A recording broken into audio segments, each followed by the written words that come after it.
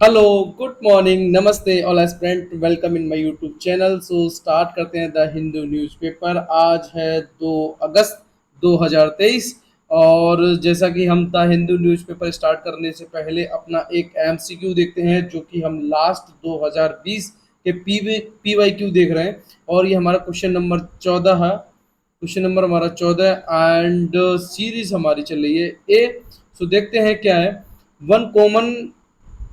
अब तक के हमने 13 क्वेश्चनों को बहुत अच्छे तरीके से सॉल्व करने की कोशिश की है। जिन्होंने भी अभी तक पीवाईक्यू नहीं सॉल्व किए हैं यूपीएससी प्रीलिम्स के, तो वो क्या करें ना, इस सीरीज में कंटिन्यू बने रहें। तो उनको ना प्रीलिम्स के जो भी पीवाईक्यू है उनको सॉल्व करने का तरीका, how to deal the questions and how to solve the questions, किस तरीके से आपको डील करना है, सॉल्व करना है क्वेश्चंस को, वो आपको सब इस पूरी सीरीज में देखने को मिलेगा। So one common agreement between the Gandhism and Marxism. तो गांधीज्म एंड मार्क्सिज्म में क्या कॉमन है ना। तो कॉमन देखने की कोशिश करेंगे इसमें हम। पहला है final goal of state less society.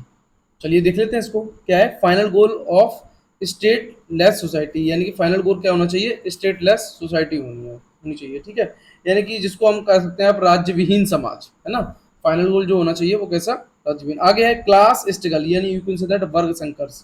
आगे है तीसरा आपका एवोल्यूशन ऑफ प्राइवेट प्रॉपर्टी, यानी कि इसका मतलब है निजी संपत्ति की समाप्ति, ठीक है। और आगे है आपका economic determination, you can say that आर्थिक नियतिवाद। अब देखिए मैं बताऊं इसमें क्या है कि आप थोड़ा सा सेंस लगाएंगे गांधीजी का, तो आपको एक वर्ड तो यहाँ मिल जाएगा। देखिए क्लास स्ट्रगल की तो बात नहीं की, ठीक है। Abolition of the private properties, ये भी नहीं होगा। इकोनॉमिक डिटर्मिनेशन, अब देखिए इस क्वेश्चन को हम लास्ट में डिस्कस करेंगे, बट उससे पहले मैंने आपको हल्की सी हिंट दे दी है कि किस तरीके से इसका क्वेश्चन को आपको डील करना है। गांधीजी जो थे वो वर्ग संघर्ष, जैसे कि आपका कास्टलिज्म में ज्यादा बिलीव नहीं करते थे, है ना। तो ये वाला तो डेफिनेटली आपका हट ही जाएगा इसमें से। और उसके बाद है प्राइवेट प्रॉपर्टी का एवोल्यूशन, इससे तो कोई मतलब ही नहीं है यहाँ पे, है ना। बाद बाकी हम इसको लास्ट में डिस्कस करेंगे। और जिसको भी आंसर पता है वो कमेंट बॉक्स में इसका आंसर दे देगा, ओके।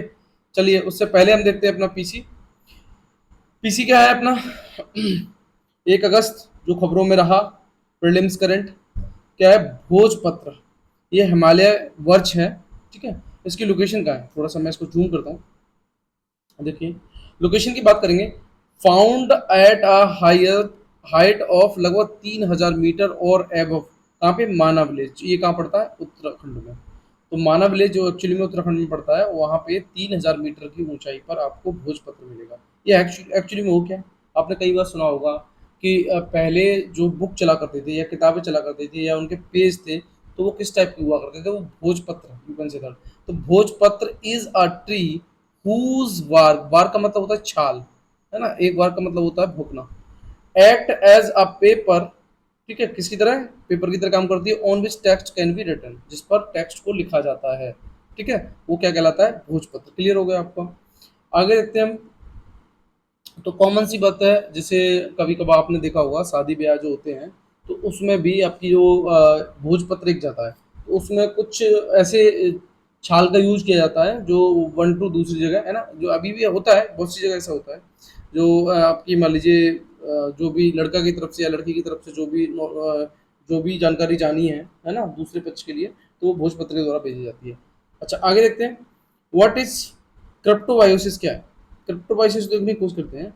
ये बायोलॉजी का टर्म है, थोड़ा सा आपको डिफिकल्टली लगेगा, बट आपको इसकी डेफिनेशन देखने नहीं है, क्या है क्या नहीं है। A state of extreme inactivity, यानी कि अत्यधिक प्रतिक्रिया, यानी कि वो सॉरी इनएक्टिविटी, यू कंसीडर निष्क्रिय, in a response to adverse response to, sorry double लिख गया यहाँ पे, इन्वायरमेंट कंडीशन, ठीक है। और ये रेस्पॉन्स किसको करता है, इन्वायरमेंट कंडीशन को। इसमें क्या होता है, इन द क्रिप्टोबायोटिक स्टेट, ठीक है, ऑल मेटाबॉलिक प्रोसीजर स्टॉप, जितने भी मेटाबॉलिक प्रोसीजर होते हैं वो सारे कैसे हो जाते हैं, स्टॉप हो जाते हैं। Preventing reproduction development and repair, और क्या होता है उनका, प्रिवेंट होता है, रिप्रोडक्शन होता है, डेवलपमेंट होता है, रिपेयर होता है, किसमें, क्रिप्टोवायोसिस में, ठीक है। अब आगे देखते हैं PSLV-C56, ये साइंस एंड टेक का हमारा टर्म है, उसको निकालने की कोशिश करेंगे। देखिए हम पीसी यानी प्रीलिम्स करंट अपना जब भी करते हैं ना, तो हम साइड में अपना टर्म लिख लेते हैं कि ये हमारा साइंस एंड टेक का है, या फिर ये हमारा आपका रिवर्स का है, या फिर हमारा ये you can say that sites का है, ठीक है। तो उस हिसाब से क्या होता है कि बहुत सी चीज़ें हमारी करंट वाली वो हम ऑटोमेटिकली उनको क्लियर करके चलते हैं कि भाई ये वाला हमारा क्वेश्चन बनेगा तो इस बेस पे बनेगा। अब जैसे ये देखते हैं, ISRO successfully launch the PSLV C56। तो अब देखिए यहाँ पे आपके लिए क्वेश्चन ये बन जाता है कि PSLV 56 को किसने लॉन्च किया? इसरो ने। पहला क्वेश्चन साइंस टेक का। दूसरा, कैरिंग सिंगापुर DSR। अब ये आपके लिए क्वेश्चन और बन जाता है कि DSR एक्चुअली में ये जो है ना वो सिंगापुर का है। इसको कौन ले गया है? PSLV C56 जो कि इसरो ने लॉन्च किया है। यहाँ तक क्लियर हो गया। और उसके साथ 6 अदर और गए, ठीक। तो आपको इतना अगर देखिए आपके लिए टर्मोलॉजी है PSLV C56, अभी सिंगापुर से रिलेटेड नहीं है। सिंगापुर का तो DSR है जिसको कैरी किया है किसने? PSLV C56 ने, जो कि जिसको लॉन्च किया है इसरो के द्वारा। क्लियर है। आगे देखते हैं डी ऑर्बिटिंग एक्सपेरिमेंट क्या है। ये भी टर्मोलॉजी अब आपके लिए आ जाएगा। डी ऑर्बिटिंग एक्सपेरिमेंट तो आप माइंड में फिट करेंगे कि भाई ये कोई ऑर्बिट जो है उसका एक्सपेरिमेंट किया जा रहा है, बट इसका काम क्या है? रिड्यूस स्पेस डेब्रिज, यानी कि डेब्रिज का मतलब होता है जो भी कचरा, यानी कि स्पेस में जो भी कचरा है उसको रिड्यूस करने का काम करता है डी ऑर्बिटिंग एक्सपेरिमेंट, ठीक है। And sustainable use of space, और हम स्पेस को सस्टेनेबल तरीके से क्या कर पाए? यूज कर पाए। क्लियर कट है यहाँ तक? तो अब तक हमने जो भी अपनी पीसी में देखी, देखिए क्या होता है कि आप द हिंदू न्यूज़पेपर पढ़ते हैं, ठीक है। तो द हिंदू या इंडियन एक्सप्रेस या PIB जो भी आप पर डे देखते हैं, पर किसी ना किसी दिन ऐसा हो जाता है आपका मिस हो जाता है। तो ये पीसी आपका उसमें हेल्प करेगा, उसमें बूस्ट करेगा आपकी नॉलेज को। और आपको ये लगेगा कि नहीं, मेरा अगर छूट रहा है तो मैं सर की 2 पेज की पीसी पढ़ लूंगा तो डेफिनेटली मेरा क्लियर हो जाएगा। इसलिए मैं क्या करता हूँ कि आपका PIB हो, इंडियन एक्सप्रेस हो, द हिंदू न्यूज़पेपर हो, वहाँ से जो भी आपकी चीज़ें द हिंदू में छूट गई हैं या इंडियन एक्सप्रेस में छूट गई हैं या PIB में छूट गई हैं, उन तीनों को कंपाइल करके मैं आपके सामने प्रीसी प्रस्तुत करता हूँ। अच्छा, अब एक चीज़ और बता दूँ मैं इसमें कि आपको क्या करना है। मंथ वीकली आपका पीसी आता है तो वीकली आप पढ़ लेंगे, जिनका छूट जाता है वो वीकली, और नहीं छूटता है वो भी वीकली जो संडे को आता है पीसी उसको जरूर देखेंगे आप एक बार, ठीक है। और देखिए स्टूडेंट से मेरा यही है कि ये जो पीसी है ये आपका सब में काम करेगा, चाहे आप यूपीएससी की तैयारी कर रहे हैं या फिर आपकी स्टेट पीसीएस की है या you can see that SSC CGL की है, किसी भी एग्जाम की आपकी प्रिपरेशन है वो उसमें हेल्प करेगा आपकी, ठीक है। आगे देखते हैं बीपार। इसका क्वेश्चन बन चुका है, कई टेस्ट सीरीजों में शामिल किया गया था यूपीएससी में, बट क्या हुआ, यूपीएससी ने अपना पूरा पैटर्न ही चेंज कर दिया और वो सब चीज़ें हटा दी जो ओल्ड एलिमिनेटिक जो एलिमिनेट टेक्निक चल रही थी। और बहुत से लोगों ने यही कहा कि इस बार यूपीएससी ने वही एलिमिनेट टेक्निक को ही एलिमिनेट कर दिया, कोई मतलब नहीं है उसका। 48 क्वेश्चन उसने only pair 1, only pair 2, only pair 3 वाले डाले। अब आपके लिए क्वेश्चन है बीपाल। अब आप थोड़ा सा कंफ्यूज होंगे कि बीपाल जो कहीं हिस्ट्री का तो पढ़ नहीं है, नहीं भाई, ये एक्चुअली में टीवी से रिलेटेड है। पहले तो आपको इतना समझ लेना कि बीपाल एक जो जो रिजाइनमेंट्स है वो ट्रायल्स है, वो किसके लिए है? बीपाल ट्रायल्स वो टीबी के लिए है। अच्छा, इसमें होता क्या है? इसमें प्रीटोमिनाइड, बेडाक्यूनाइन और लीनोजोलाइन, ये 3 टैबलेट आपको याद रखनी है। प्रीटोमिनाइड, ठीक है, बेडाक्यूनाइन और लीनोजोइल्स, ये डेली फॉर द 26 वीक्स लेनी है, लगभग 26 वीक तक लेनी होती है in the treatment of adult with the pulmonary drugs resistance TB. तो किसमें, यानी पल्मोनरी ड्रग रेजिस्टेंस टीबी जो है उसमें लगभग आपको 26 वीक तक लेनी है। कौन सी? 3 टैबलेट। और उन 3 टैबलेटों को एक ही कंपाइल के अंतर्गत लेने का नाम करेंगे तो वो हो जाएगा बीपाल, ठीक है। तो आपकी कौन कौन सी है? प्रीटोमिनल्स, बेडाक्विनाल और लिनोजॉल्स। क्लियर है? जब टीबी की बीमारी है तो आप 26 वीक तक इन 3 टैबलेट को लेंगे अंडर दी बीपाल। आगे करते हैं डायरेक्ट मेथड फ्यूल सेल, यानी कि DMFC। व्हाट इज, ये क्या है? Electrochemical energy converter device. तो पहले आपको ये समझना है कि डायरेक्ट मिथेनॉल फ्यूल सेल जो है ना वो आपका इलेक्ट्रोकेमिकल एनर्जी कन्वर्टर डिवाइस है, ठीक है। उसका वर्क क्या है? केमिकल एनर्जी ऑफ लिक्विड, जो केमिकल एनर्जी है किसकी? लिक्विड की, मिथेनॉल, ठीक है, methanol, liquid methanol, sorry you can say that, इसको इलेक्ट्रिक एनर्जी में कन्वर्ट किया जाता है by the direct methanol fuel cell, यानी you can say that in a short form DMFC। तो it's a converter which is convert the chemical energy of liquid methanol into the can electrical energy, ठीक है। आगे फिर अब देखिए अभी ये ना बॉडी बहुत ज़्यादा न्यूज़ में रह रही है तो थोड़ा सा इसके बारे में पढ़ लेते हैं। क्या? International financial service centre. अब आप इसको IFSC कोड उससे नहीं लगाएंगे बैंक से, it's not IFSC code, it's international financial service centre. Clear है? इसका ऑब्जेक्टिव क्या है? Caters to customers outside the jurisdictions of the domestic economy, यानी कि अपनी डोमेस्टिक इकोनॉमी के जुरिडिक्शन से जो भी बाहर के कस्टमर्स हैं उनको कैटर के रूप में यू कंसीडर प्रबंधन करना, ठीक है। Deal with the flow of, ये क्या करेगा, फाइनेंस कर, जो फाइनेंस फ्लो ऑफ फाइनेंस है उसकी डील करेगा। Financial product and service across border, और फाइनेंशियल प्रोडक्ट एंड जो भी सर्विस है उनको across border, one border to another border भी इसका वर्क रहेगा। सर्विस प्रोवाइडिंग क्या करेगा ये, जैसे फंड रेज करना, एसेट मैनेजमेंट करना, वेल्थ मैनेजमेंट करना। और फर्स्ट इंडिया आईएफएससी जो बना है वो गिफ्ट सिटी गांधीनगर गुजरात में। तो पहले आपको ये समझ लेना है। अब आपके लिए अगर बढ़ा जाएगा आईएफएससी, तो माइंड में ये नहीं रखना आईएफएससी कोड तो नहीं पूछेगा, ये बहुत ज़्यादा narrow you can say that question हो जाएगा जिसको यूपीएससी नहीं पुटअप करेगा। बट हाँ, आईएफएससी अगर उसने पूछने की कोशिश की तो आप उसमें सोचेंगे एक बार कि इसमें कोड नहीं लगाया, ऐसे भूल गया। नहीं भाई, ये आईएफएससी अलग है, इसका कोड से लेना देना नहीं है। और इसका जो फर्स्ट सेंटर और मुख्यालय आप कह सकते हैं वो कहाँ बना है आपका, वो बना है गिफ्ट सिटी गांधीनगर गुजरात, ठीक है। चलिए, अब हम शुरू हो जाते हैं अपने द हिंदू न्यूज़पेपर में, और उसमें देखते हैं क्या हमारे लिए इम्पोर्टेंट है जो हमें पढ़ना है for the prelims perspective. So imam kill in mosque attack Haryana death toll rise 5। देखिए मैं बताऊँ क्या है, अभी कई जगह मणिपुर में तो वायलेंस चल ही रहा था, है ना, दो समुदायों के बीच में, है ना। और अब ये देख रहे हैं अभी हरियाणा में भी शुरू हो गया। तो इसमें लगभग 26 साल के थे ये इमाम ऑफ, इनको गुरुग्राम में किल कर दिया गया जब ये मस्जिद में वर्शिप कर रहे थे, पूजा कर रहे थे। ट्यूसडे की बात है, यानी कल कल यू कंसिडर। सो उसी के रिगार्डिंग है। हालांकि उसमें चीफ मिनिस्टर जो मनोहर लाल खट्टर हैं, उन्होंने ये बताने की कोशिश की है कि लगभग 60 पीपल जो हैं वो हैव बीन इंजर्ड, लगभग 60 जो पीपल हैं वो इंजर्ड हुए हैं, और 44 के खिलाफ इसमें क्या हुई है, एफआईआर हुई है। सो ये केस कहाँ का है, ये हरियाणा का है। हालांकि ये अपने प्रीलिम्स पर्सपेक्टिव से नहीं है, बट क्या है ना कि अपने प्यारे भारत में जब ऐसी सिचुएशंस आती हैं तो बड़ा अजीब गरीब लगता है कि देखिए भारत की पहचान जो है ना वो हिंदू मुस्लिम से ही है, हिंदू मुस्लिम सिख ईसाई से है। क्योंकि Indian identity for religions mostly यही कहते हैं कि भाई इतना इतना broad you can say that वहाँ पे धर्म है और वो सारे भाई और बहन की तरह रहते हैं। तो ये थोड़ा सा बड़ा और फील होता है जब ऐसा होता है देश में। सो आगे क्या है, Manipur status reports on FIR so there is a no law and orders. अब देखिए लगभग 6,523 एफआईआर हुई थी जो अभी मणिपुर में वायलेंस हुआ। तो सुप्रीम कोर्ट ने डायरेक्ट इंटरवेन किया था और गवर्नमेंट से यही बोला था कि हमें इसका you can say that analysis चाहिए। जो भी आपने 6,500 या जो भी एफआईआर हुई है उनके बारे में हम कंप्लीट जानकारी चाहिए। ये सुप्रीम कोर्ट ने आई थिंक अभी इसके बारे में वो मांगा था, स्टेटमेंट मांगा था स्टेट गवर्नमेंट से। सो कि क्या है इसमें, जो डीजीपी है ना मणिपुर के, उनका वो कोर्ट में भी प्रेजेंट होंगे। 7 अगस्त को उनको बुलाया, अभी आज की तारीख होगी 2 तारीख, यानी 7 अगस्त को उनको बुलाने की कोशिश की गई है कि भाई 7 अगस्त को आप आइएगा, देखते हैं क्या है क्या कहानी नहीं है मणिपुर में। जो भी जिस तरीके से एफआईआर आपने की और क्या किसके खिलाफ की कैसे नहीं की, थोड़ा सा देखने की कोशिश करते हैं। देखिए मणिपुर को तो हम 2-3 दिन से लगातार कवरी कर रहे हैं, और जब से आई थिंक ये हिंसा हुई है तब से हमने कोई भी दिन नहीं छोड़ा जिस दिन मणिपुर को हमने आर्टिकल कवर नहीं किया है। The Manipur government status reported on the 6,523 FIR point on to an absolute breakdown of the constitution machinery। मतलब देख रहे हैं ना आप, लगभग 6,523 जो एफआईआर हुई हैं, इससे ये एब्सोल्यूट ब्रेकडाउन है किसका, कॉन्स्टिट्यूशनल मशीनरी का। In the state since that ethnic violence broke out at beginning of May, यानी 3 मई की बात थी, है ना।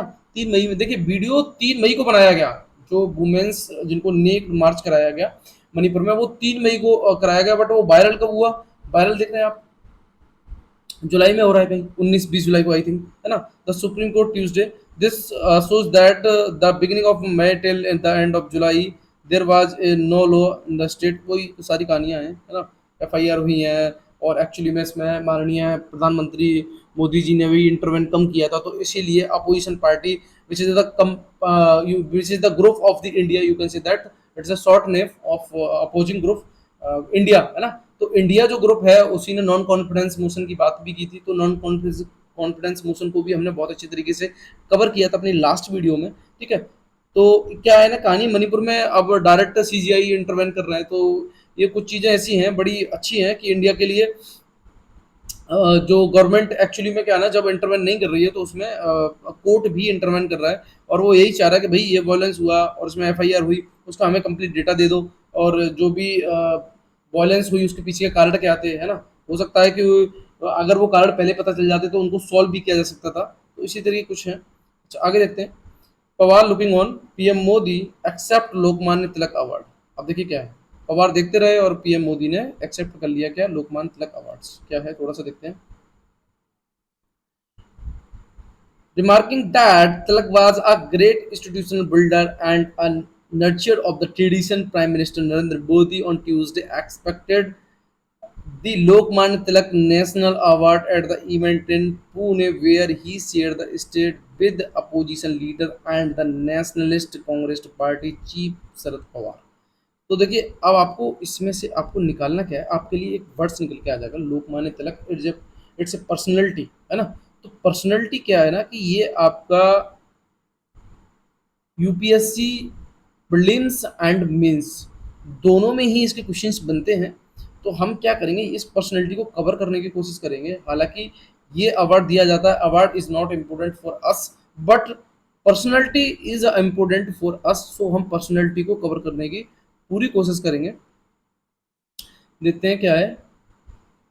देखिए, तो अवार्ड मिला है लोकमान्य तिलक का, मैंने यहाँ पे पिक्चर लगाया है, केसरी आपने देखा हुआ इनके पास रखा हुआ भी है।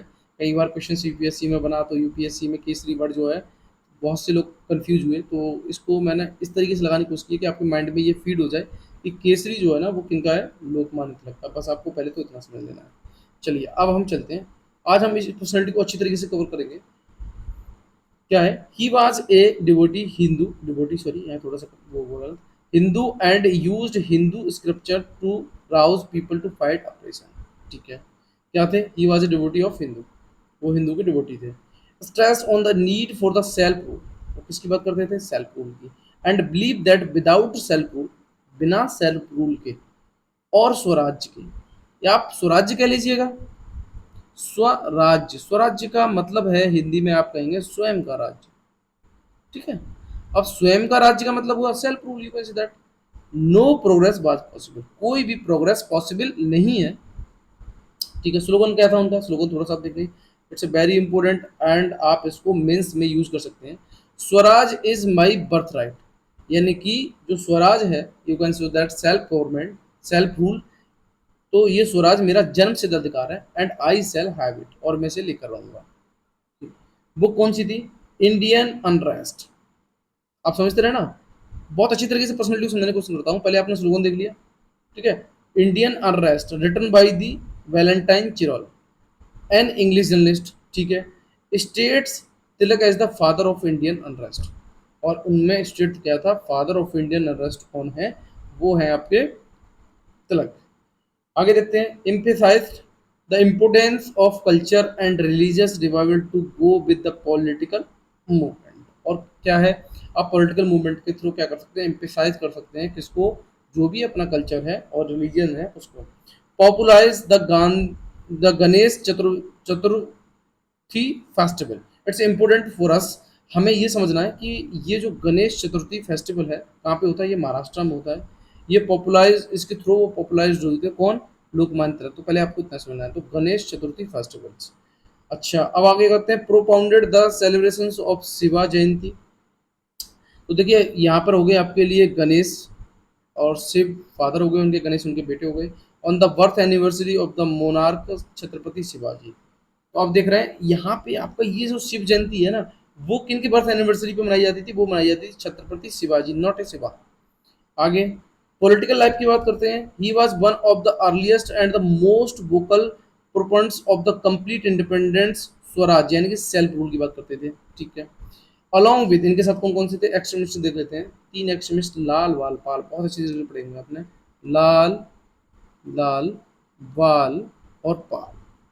तो तीनों का नाम देखते हैं, लाला लाजपत राय, बिपिन चंद्र पाल, और उसके बाद आपके पास कौन से हो गए, लाला लाजपत राय हो गए, बिपिन चंद्र पाल हो गए, और एक आप, और एक तो हमारे पास है Bal Gangadhar Tilak, and you can say that Lokmanya Tilak, sorry. ठीक है, तो आपके पास तीन आपको याद रखने हैं, लाल वाल पाल में, यानी लाला लाजपत राय, बिपिन चंद्र पाल और लोकमान्य तिलक। क्लियर हो गया यहाँ तक। अच्छा, अब हम चलते हैं पॉलिटिकल लाइफ की। He was one of the earliest and most vocal proponents of the complete independence. देखिए कंप्लीट इंडिपेंडेंस की बात कर रहे हैं ये, स्वराज यानी सेल्फ रूल्स। ठीक है, अलॉन्ग विथ लाला लाजपत राय, बिपिन चंद्र पाल, ये हमने पढ़ लिया, ठीक है। अच्छा, join the Indian national Congress इन्होंने कब की थी? 1890 में। तो लाला लाजपत राय ने 1890 में क्या ज्वाइन किया था? आप देख रहे हैं, इंडियन नेशनल कांग्रेस, ठीक है। सूरत स्प्लिट में क्या हुआ था, यानी सूरत विभाजन में, it was the splitting of the INSC into two group, ये दो ग्रुप में बंटा था। अब सूरत कहाँ पड़ता है? सूरत पड़ता है आपका गुजरात में। तो ये दो ग्रुप में बंटा था, एक थे आपके एक्सट्रीमिस्ट और एक मॉडरेट। एक्सट्रीमिस्ट में लाल वाल पाल हमने पढ़ लिए, ठीक है। Moderate at the Surat session in 1907। अब आपके लिए फिर क्वेश्चन बन जाता है कि सूरत सेशन कब हुआ? 1907। अब समझते रहे ना, यूपीएससी का कुछ भी नहीं छोड़ रहा है 1907 में। अच्छा, सूरत सेशन में क्या हुआ था? अब आपके लिए वो नकलो सेशन दे देगा कि दो भाग में बट गए थे, एक्सट्रीमिस्ट और मॉडरेट। नहीं, ये हुआ था सूरत में। रीजन क्या था? The extremist wanted either Tilak और Lajpat Rai to be president, ठीक है।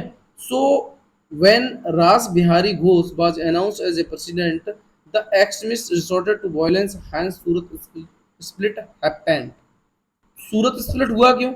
भाई तिलक और लाजपत राय, मतलब एक्सट्रीमिस्ट ये चाहते थे कि भाई तिलक या लाजपत राय में से कोई भी एक प्रेसिडेंट बन जाए, बट ऐसा नहीं हुआ। बना किसको दिया गया? रास बिहारी बोस को। इसलिए ही सूरत स्प्लिट हुआ था। देखिए मैं फिर क्लियर कर दूं आपको, अब आपके लिए फिर क्वेश्चन बन जाएगा कि सूरत स्प्लिट, वाई सूरत स्प्लिट, है ना।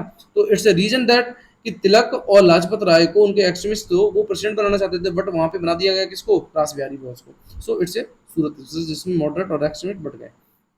While extremists wanted to end the tyranny rule of British through the protest, moderate, अब एक्सट्रीमिस्ट क्या चाहते थे? ये चाहते थे कि ब्रिटिश रूल का एंड हो, वो किस तरीके से हो? Through the protest. और मॉडरेट ये चाहते थे एडमिनिस्ट्रेटिव एंड कॉन्स्टिट्यूशनल रिफॉर्म, यानी कि जो भी हो वो प्रोटेस्ट के थ्रू ना हो, वो एडमिनिस्ट्रेटिव और कॉन्स्टिट्यूशनल रिफॉर्म कर दिया जाए, जिससे कि हम भी लोग अच्छी तरीके से इसमें इन्वॉल्व हो पाए।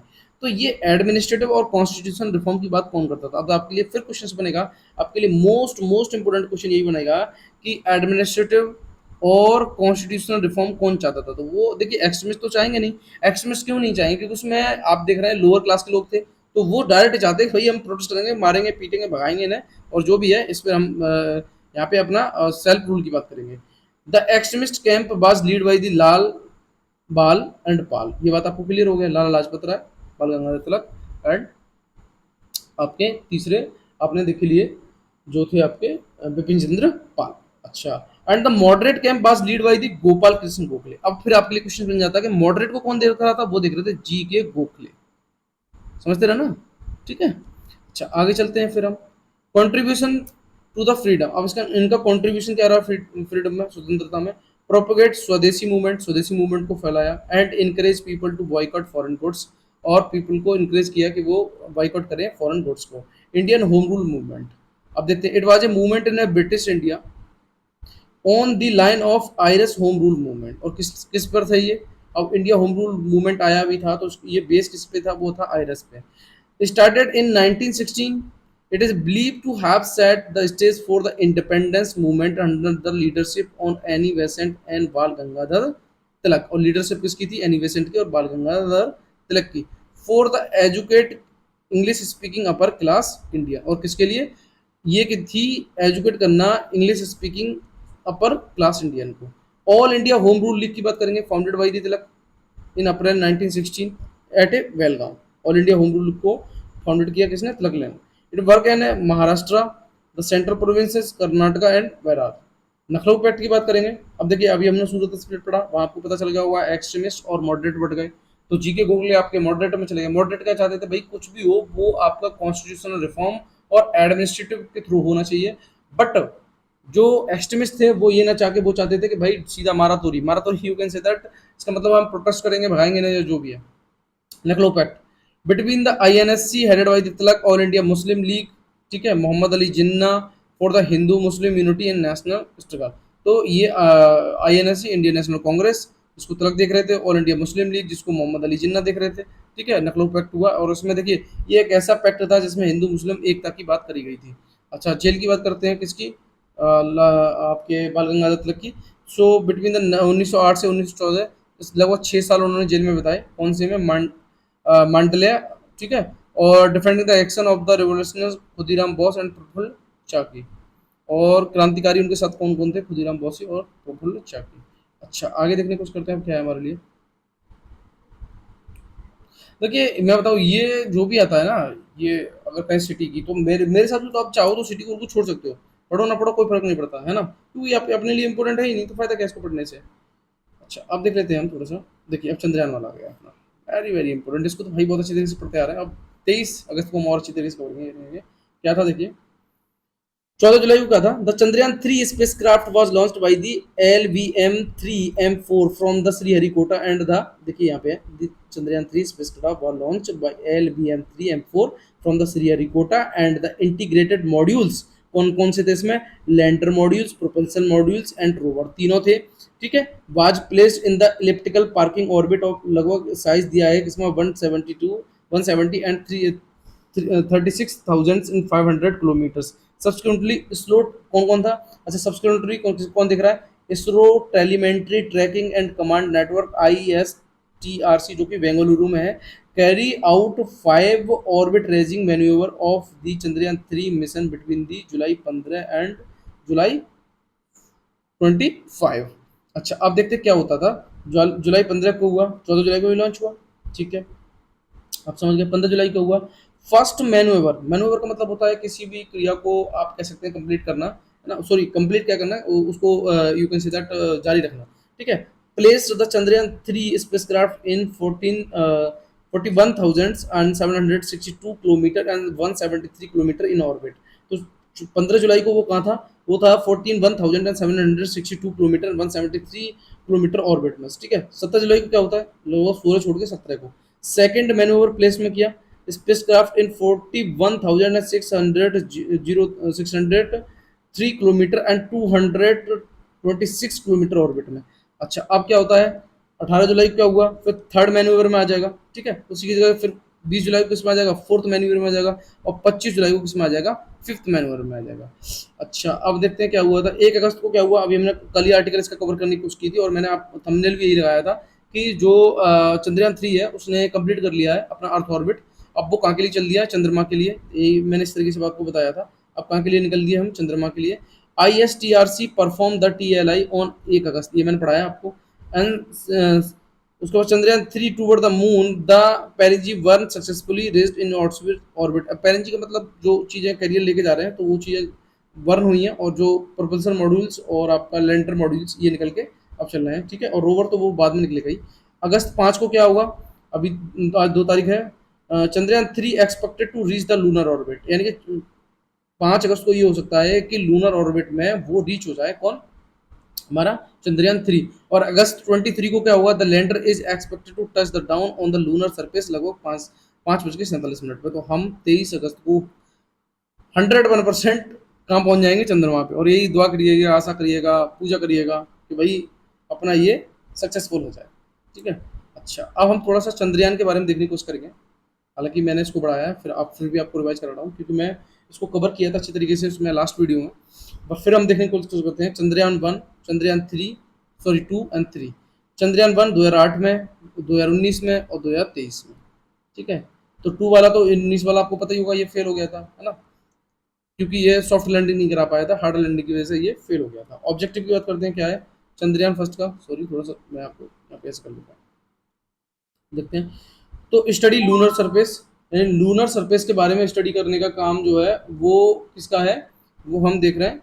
ऑब्जेक्टिव है study the lunar surface and land rover on the lunar south pole. ये साउथ पोल पे हमने भेजने की कोशिश की थी, बट ये क्या हो गया था, ब्रेकडाउन हो गया था due to the hard landing.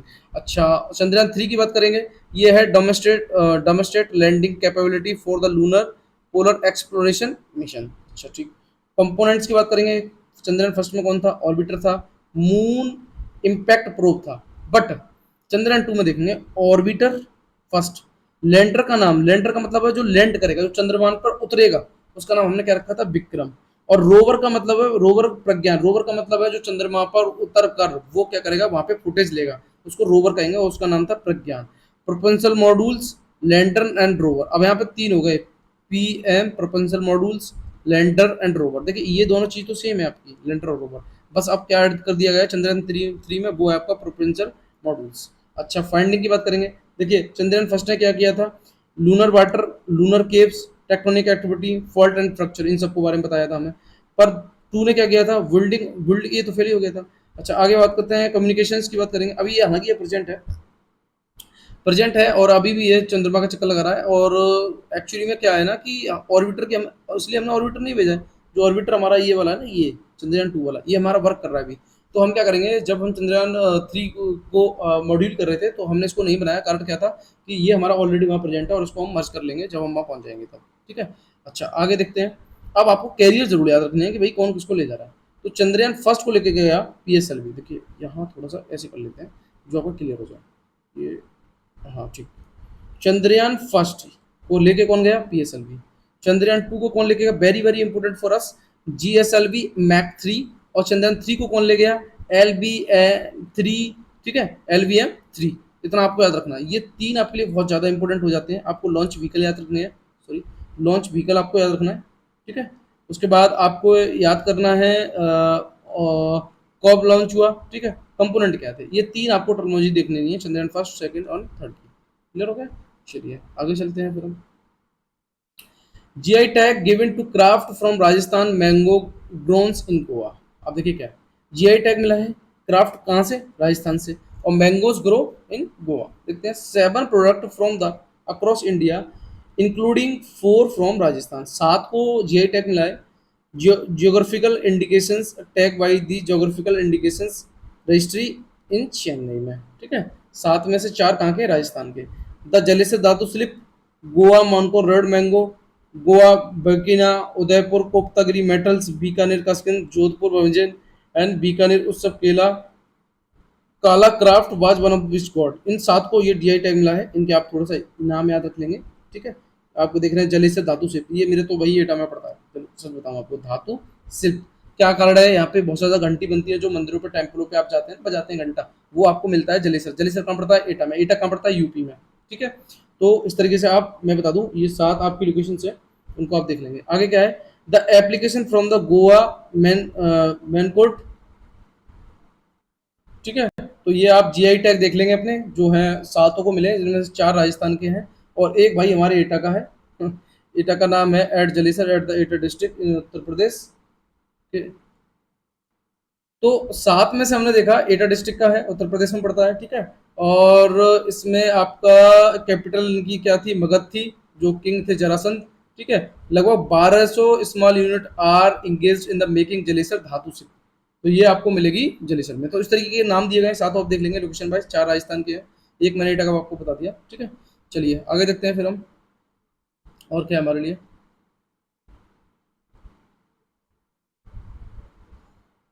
The dangers in the digital personal data protection bill, इसको हम लास्ट में भी करेंगे, है ना, जैसा कि हम एडिटोरियल को लास्ट में करते हैं।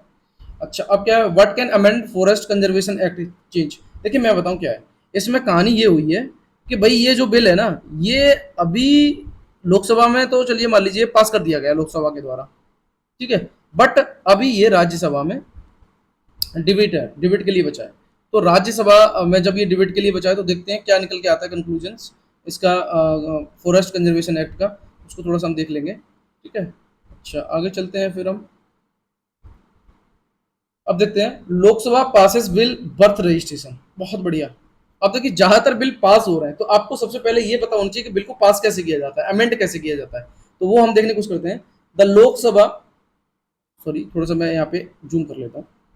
The Lok Sabha on Tuesday passed the registration of the Birth and Death Amendment Act 2023 that paved the way for the digital birth and certificate which will be a single document to be used for the admission। देखिए अब क्या होगा, एक ही आपके पास certificate वो होगा, you can से you can say that, एक ही आपके पास डिजिटल बर्थ सर्टिफिकेट होगा जो आपका काम करेगा किसमें, एडमिशन टू द एजुकेशन। ठीक है, education institutes, application for the driving licence, government jobs, passports, Aadhaars, voter enrolment and registration of marriage and the others. इन सब में काम करेगा आपका बर्थ रजिस्ट्रेशन, जो आपको डिजिटल मिलेगा। इसके लिए बिल पास हो गया है, कहाँ से, लोकसभा। लोकसभा तो ऑल बिल पास कर देता है। This will avoid multiplicity of document to prove the date and place of birth in the country, said the statement. क्या होगा, ये जो बिल होगा ना अवॉइड करेगा मल्टीप्लिसिटी ऑफ डॉक्यूमेंट की एंड डॉक्यूमेंट की, जो भी मल्टीपल डॉक्यूमेंट हम यूज करते हैं to prove the data and place of the birth in the country.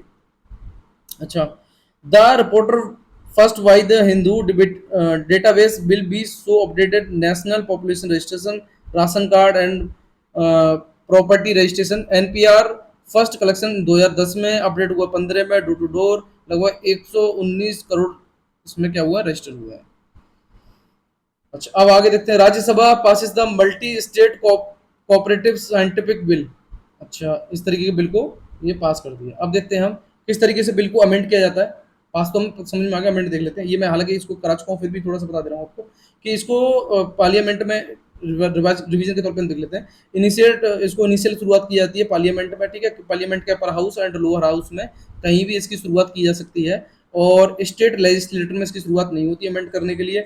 और अब जो बिल है इसको इंट्रोड्यूस किया सकता है बाई दी किसी भी मिनिस्टर के द्वारा, ठीक है, और या प्राइवेट मेंबर के द्वारा, बट इसमें प्रेसिडेंट की कोई भी रिक्वायरमेंट की आवश्यकता नहीं होती। इसको स्पीड से मैं इसलिए पढ़ा रहा हूँ और क्योंकि मैं इसको पढ़ा चुका हूँ, ठीक है। अच्छा, the bill must be pass in each house by the special majority से पास होता है, ठीक है, और वो भी मेजोरिटी होगी वो आपकी 2/3 होगी, प्रेजेंट एंड वोटिंग होगी।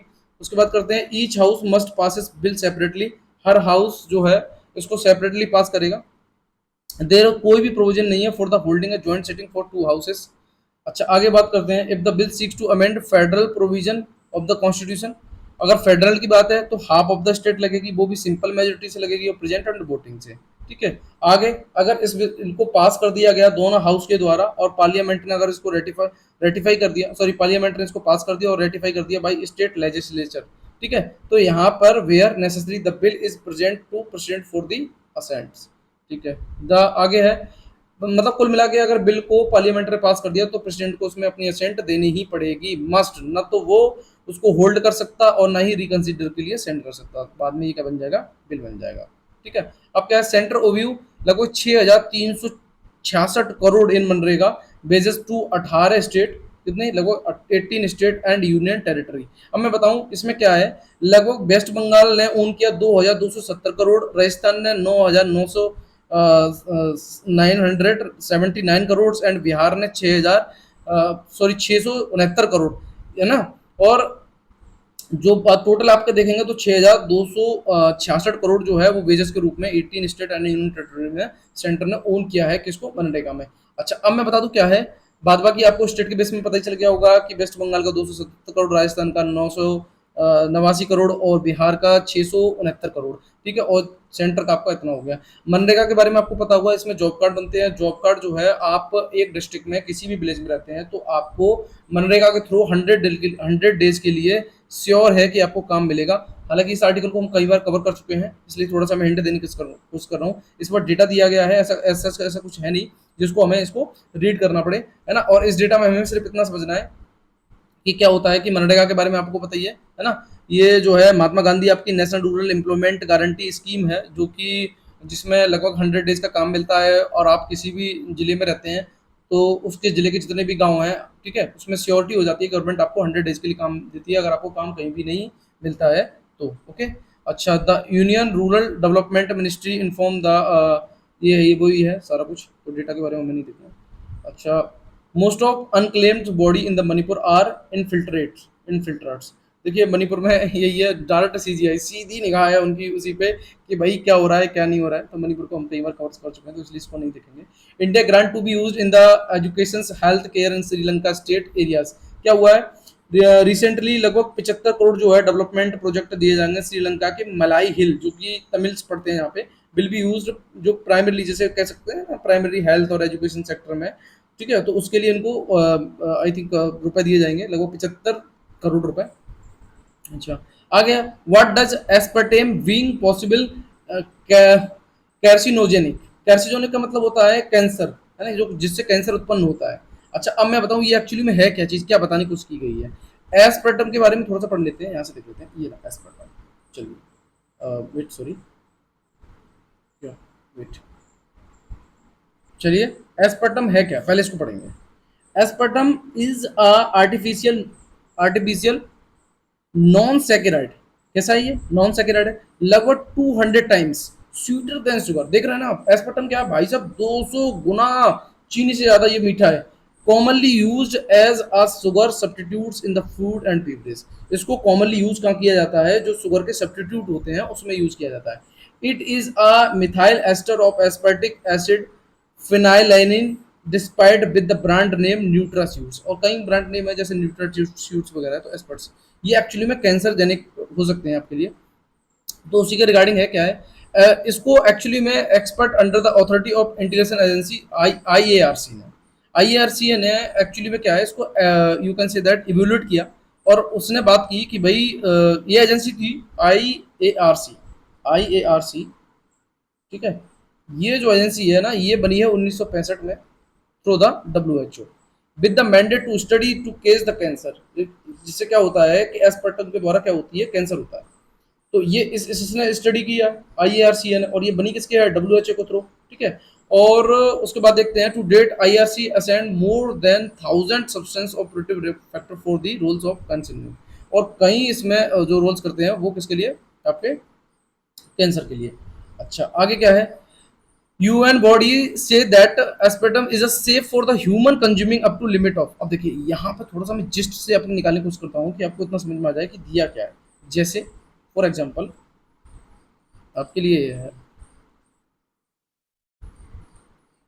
UN body say that, UN body क्या कहती है, aspartame is a safe for human consumption up to limit of 40 mg kg of body weight। अगर आप 40 mg kg के हिसाब से अगर आप यूज करते हैं तो आपके लिए बेनिफिशियल, बट इससे ज्यादा करेंगे कंज्यूम तो आपके लिए हार्मफुल होगी क्या, एस्पर्टम, और इससे आपको कैंसर हो सकता है। So for the reference can be aerated beverage diet variety contain 200 to 300 mg of aspartame. अब हम यूज कितना कर लेते हैं, 200 से 300 mg, है ना। तो कुल मिला के ये है कि एस्पर्टम क्या है एक्चुअली में, ये आप अभी आपने देखा कि ये क्या चीज़ है आपकी, कि 200 गुना सुक्रोज से ज़्यादा वैसा होता है, स्वीटर होता है। और इसको ज़्यादातर कुछ ऐसी यू कैन से दैट, जैसे कहाँ कहाँ इसको यूज़ करते हैं वो थोड़ा सा हम देख लेते हैं। एस्पर्टम प्रेजेंट, अब आपके लिए क्वेश्चन बन जाएगा कि एस्पर्टम का यूज़ कहाँ कहाँ होता है। जैसे अभी मैंने बताया कि ये कैंसर क्यों हो सकता है, इससे is a present in a wide range of the food product, जैसे sugar free diet soda, ice tea, ice cream, low fat yoghurt, cereals and medicine such as chewals, vitamins. In fact, it is a acute difficulty to avoid consuming at least some amount of aspartame in our diet। और कुछ amount हमारे एस्पर्टम diet में शामिल होता है, ठीक है। तो यहाँ तक हमें समझ में आ गया कि इससे कैंसर होता है। आगे चलते हैं, अब हम देख लेते हैं अपना देखिए थोड़ा सा यहाँ पे इंट्रो देखने की कोशिश करते हैं। The government is to set introduce the digital personal data protection bill in parliament, ठीक है। The final draft is served in secrecy. Last week के में अपोजिशन मेंबर जो थे walk out of the meeting of the parliament standing community and submitted dissent notes. Opposition इसके खिलाफ है, ठीक है, किसके, जो आपका digital personal data protection act. अच्छा ये बिल जो है objective to adoption of report on the DPDP bill, they claim that bill was neither shown to be member nor formally referred to the committee. कुल मिला के ये न तो बिल इसके बारे में हमें कुछ बताया गया, न डिबेट हुई, और ये लिमिटेड डिबेट के आधार पर इसको क्या कर दिया गया, पास कर दिया गया। नवंबर की बात है 2022 में मिनिस्ट्री यानी कि ministry of electronics and information technology publicly circulated a draft of bill for the consultation. It was fraught with the problem.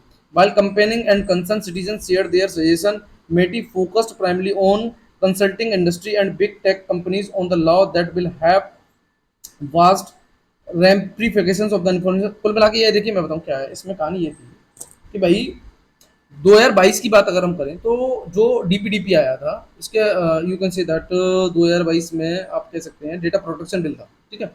इसमें प्रोविजन था कि RTI को आप अमेंड कर सकते हैं, और इसमें संशोधन भी शामिल था जिसने लगभग 2005 में लागू होने के बाद लाखों भारतीय नागरिकों को क्या बना दिया, सशक्त बना दिया RTI ने। लोकतंत्र में अपनी सरकारों को प्रभावी ढंग से भाई अकाउंटेबिलिटी होगी गवर्नमेंट की, कभी उन्हें अकाउंटेबिलिटी देखिए अकॉर्डिंग टू द RTI। लोगों को जानकारी तक पहुंच की आवश्यकता होती है जिसमें शामिल है व्यक्तिगत डेटा की विभिन्न श्रेणियां।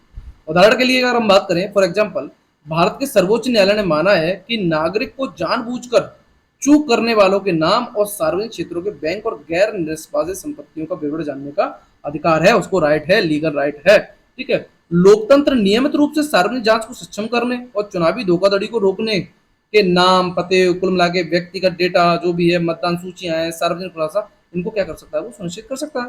ठीक है? अच्छा, अब हम बात करते हैं इसके अलावा अगर हम इसके इन्फेरेंस में आने की बात करें, कोई भी स्वायत्ता नहीं है। इसके अलावा व्यक्तिगत डेटा की सुरक्षा की हम बात करें, इसका उद्देश्य पूरा करने के लिए ये महत्वपूर्ण है कि कानून के तहत स्थापित जो भी निरीक्षण निकाय सरकारी संस्था द्वारा कानून के उल्लंघन पर कार्रवाई करने के लिए पर्याप्त रूप से कैसे होनी चाहिए, you can say that it's a free. ठीक है? और आगे देखेंगे केंद्र सरकार की बोर्ड ताकत और संरचना, साहदी इसके अध्यक्ष और अन्य अन्य सदस्यों के चयन और हटाने की प्रक्रिया निर्धारित करने का अधिकार भी बोर्ड के प्रबंधन के लिए क्या होना चाहिए, मुख्य कार्यकारी होना चाहिए। ठीक है? तो अब हम बात करते हैं लगभग, देखिए, और देखिए ये जो डेटा प्रोटेक्शन बोर्ड आया ना, इसने लगभग 2500, आप समझते रहना मेरी बात को, सॉरी 500 करोड़, 500 करोड़ तक का भाई साहब आपको जुर्माना लग सकता है इसमें। डिजिटल जो 500 करोड़ तक का जुर्माना तक की बात करी गई है राजनीतिक विपक्ष और उसकी नीतियों की आलोचना करने वालों को निशाना बनाने के लिए, कार्यपालिका द्वारा इसका दुरुपयोग करने के लिए पिंजरे में एक बंद तोता बनाने की गंभीर आशंका पैदा कर रहा है। अच्छा, अब डीपीडीपी विधेयक को लागू होने से पहले इन चिंताओं को तत्काल सम्मिलित करने की आवश्यकता है कि दुर्भाग्य से जिस तरह संसद में विधेयक को बिना किसी बहस या चर्चा के पारित किया जा रहा है, उसे देखते हुए देश के नागरिकों को एक ऐसा कानून दे सकता है जो केंद्र सरकार को सशक्त बनाता है। इसमें सिर्फ सेंट्रल गवर्नमेंट क्या बनेगी आपकी, you can say that powerful बनेगी, सशक्त बनाता है, जबकि लोगों से जानकारी प्राप्त करने और उसका उपयोग करने का लोकतांत्रिक अधिकार छीन लेता है। तो इसके लिए उनको शक्तिशाली जवाबदारी ठहराने की बात करी गई है। तो इस पूरे प्रोटेक्शन डेटा बिल में क्या हुआ था कि डिबेट नहीं हुई, विदाउट डिबेट, लिमिटेड डिबेट इसको आज पास कर दिया गया, और पास करने के बाद अब एक्चुअली में क्या है ना कि इसमें सेंट्रल गवर्नमेंट ज़्यादा पावरफुल बन रही है और गुजरात में इतनी पावर नहीं है। सो आज और लास्ट हमारा देख लेते हैं अपना एमसीक्यू। एमसीक्यू में हमने क्लियर कर लिया था कि भाई क्लास स्ट्रगल हमारा नहीं होगा, एवोल्यूशन नहीं होगा, इकोनॉमिक डिटर्मिनेशन की बात नहीं करेंगे गांधी जी, है ना, दैट्स नॉट। बट लास्ट हमारा क्या होगा, फाइनल गोल हमारा होना चाहिए क्या, स्टेटलेस सोसाइटी होनी चाहिए, किसका, according to the Gandhism and Marxism theory. Okay, so answer हमारा हो गया ए। तो आज हम इस सेशन को यहीं रोकते हैं। Thank you so much. Please video को लाइक, शेयर एंड सब्सक्राइब करें, और कोशिश ये करें कि इस वीडियो को आप 2 बार देखें जिससे कि आपका कवर हो जाए द हिंदू न्यूज़पेपर, और जो भी पर्सनैलिटी आज डिस्कस किया, it's a very very important for अस। और चाहें तो आप इसको गूगल करके देख सकते हैं, और नहीं तो मैं पीडीएफ आपके साथ शेयर कर दूंगा। पीडीएफ से आप इसको पढ़ लेंगे, कुछ भी पढ़ने के लिए आपको जरूरत नहीं है। Personality is important for us and Chandrayaan कहाँ तक पहुंचा, इंपॉर्टेंट फॉर अस। उसके बाद हमने अभी देखा था कि मनरेगा में कितना जो पैसा खर्च हुआ वो देख लिया हमने, और एक आपका वर्थ सर्टिफिकेट करके जो एक बिल पास हुआ है वो भी इम्पोर्टेंट फॉर अस। ओके, सो आज हम अपने सेशन को यही रोकेंगे। Thank you so much.